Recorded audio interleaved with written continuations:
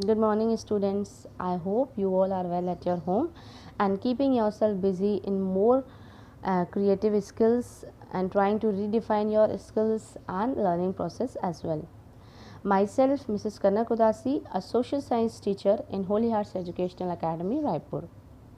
And today I am back with one more part of Class 8 Social Science, Chapter 2 Land, Water and Soil Resources.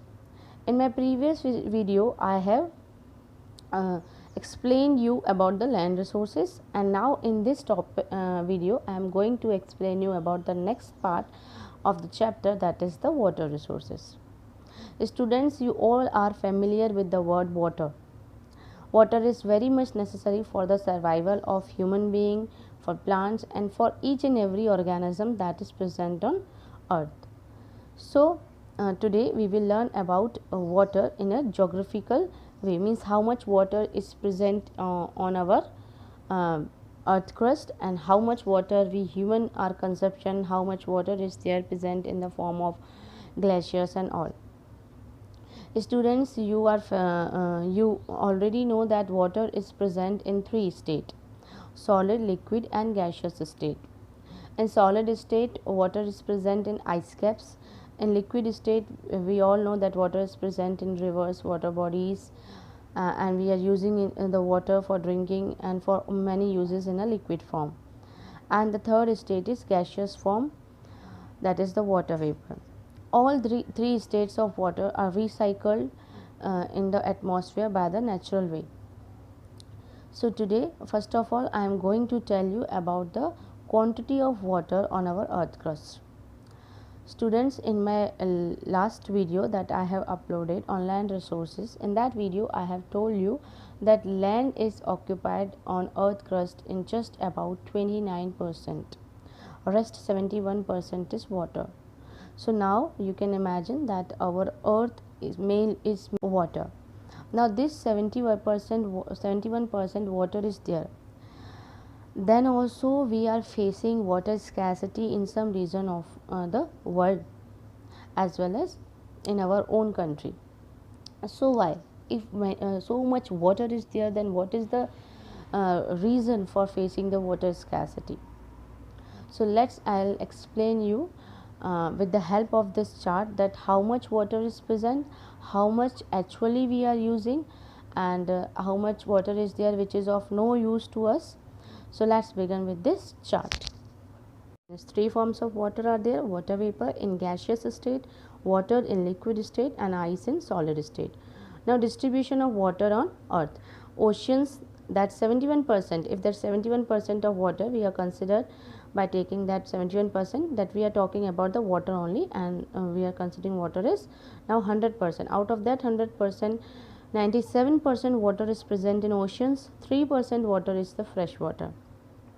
Now this fresh water is again distributed in ice caps and glaciers 79%, groundwater 29% and accessible fresh water in 1%.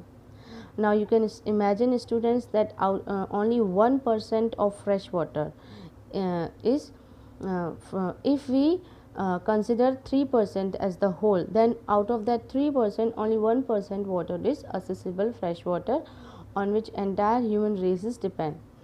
Now accessible fresh water also: lakes 52%, rivers 1%, water vapor 8%, soil moisture 38% and water in living organism 1%.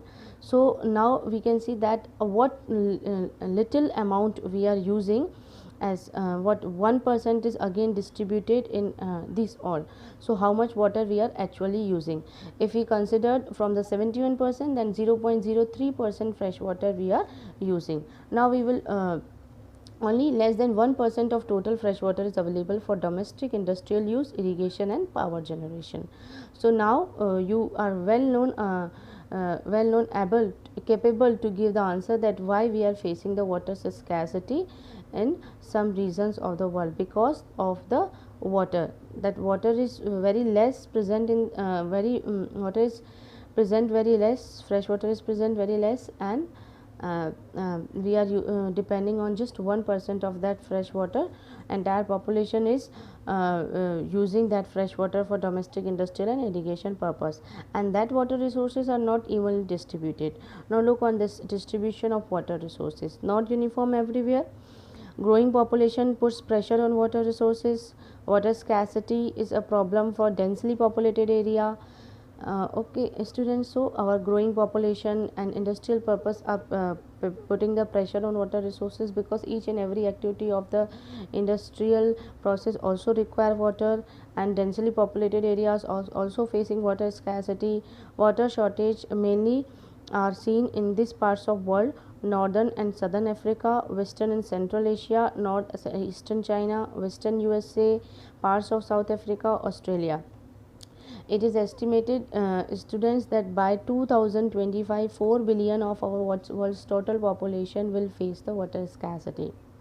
So now you can imagine how we are putting the pressure, or how we are using the water resources at such a extent that it is impossible to it is becoming very difficult to recycle it better, because of not only the growing population, but because of the pollution that is created in that is created by the industrialization process, and this water is discharged into the water bodies.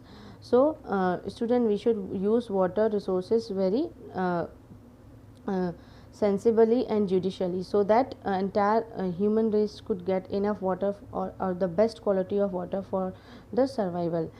Now we move towards the uses of water. uh, Water serve as avenues of transport and trade, supports a large number of fresh and other marine organisms.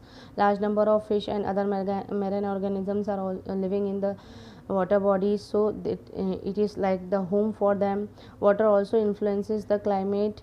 Because of the water cycle only, the process of evaporation, precipitation, condensation takes place, and which results in forming the different form of waters, and back and bring it back to the earth's surface. Water is also used for generating of the hydroelectricity. Projects are undertaken to utilize river water for hydroelectricity. Water is also used in agriculture for irrigation. So much uses of water, apart from drinking and the domestic purpose. So much uses of water is serving in our life. So water is the most basic necessity of our human being, only for our survival, but also for carrying out different functions in our daily life. I hope this topic is clear to you. Now I will meet you in the next video with the next topic on the water resources. Till then, take care, stay safe, bye.